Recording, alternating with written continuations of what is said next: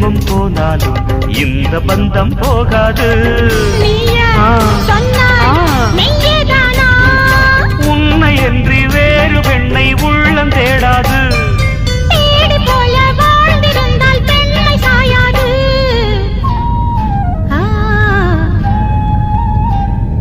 பூவே உன்னை நேசித்தேன், பூக்கள் கொண்டு பூசித்தேன். உண்மை சொல்ல யோசித்தாய், கோழை போல யாசித்தாய்.